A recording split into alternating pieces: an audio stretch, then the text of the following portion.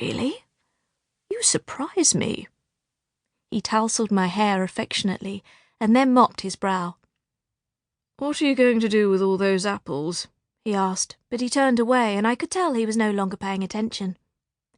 In the past, he would have played with me, juggled the apples, told me some little story about how fruit was somehow a metaphor for life.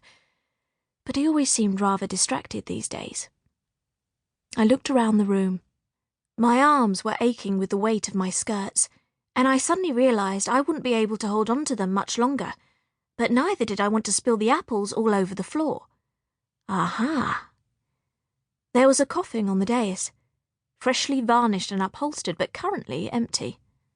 Perfect. I lifted the front of my dress and tipped them all in.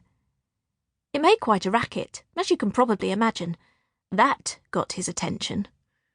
"Violet!" he shouted, spinning round. "Good heavens, girl, whatever do you think you're doing?"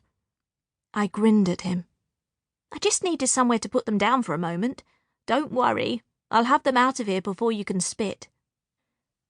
"I do not wish to spit," he replied. I realised it was time for a hasty exit, so with Bones trailing behind me, I scooped up an armful of the red apples and headed through the door into the house. Mother was in the kitchen, darning some of Thomas's socks by the fire. "Apples!" I called cheerily. She looked up and smiled, her bright eyes lighting the room. "More apples? I'll be making a pile 3 then. Add them to the basket in the larder." I did as she said. When I returned, she spoke again. "You know, my dear old mother used to say that an orchard in a graveyard could only grow bones. How wrong she was." She pulled a finished sock from her darning mushroom and tossed it aside. "Though we do seem to be overburdened with apples." She looked down at the dog. "I'm sure this one would prefer a beef bone." Bones pricked up his ears and sat wagging his tail, perhaps hoping Mother might actually have one somewhere about her person. "You could make a fine bone broth with one," I said. My brother, Thomas, came in just then, his black trousers scuffed at the knees with dirt and grass stains. "Ew!" he exclaimed, throwing his leather football to the floor. "Who wants nasty old bone broth?" Mother reached up and gave him a gentle clip on the ear. He was only 6 years old, and not yet as tall as me. He was at home for a few weeks after his school had been flooded. I still thought it unfair that he was 7 years younger than me, but got to go to school when I didn't. But then I was a girl and he was a boy, and that was just how it was. You'll eat what you're given and be thankful. Whether it's broth or 5 apple pies. We have to make do these days. And look at the state of your trousers.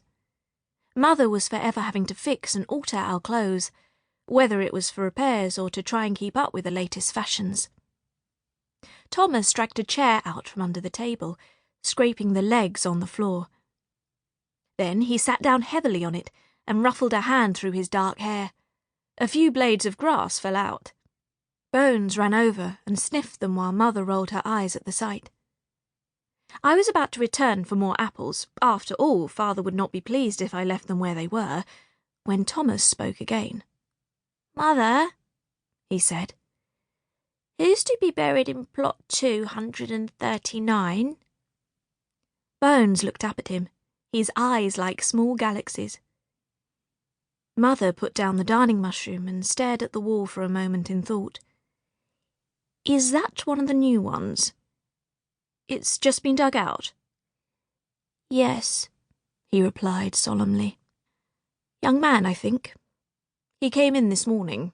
No relatives have come forward for him, poor thing. But your father will see to it that he gets a good burial. He always does, even though it isn't very good for business."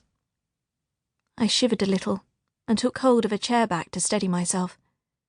I remembered the young man she was talking about from earlier. He was fairly tall and pale, with blonde hair, a little on the long side. He couldn't have been much older than me, 16, perhaps. I'd sat with him for some time, just talking to him quietly. Even the dead need company.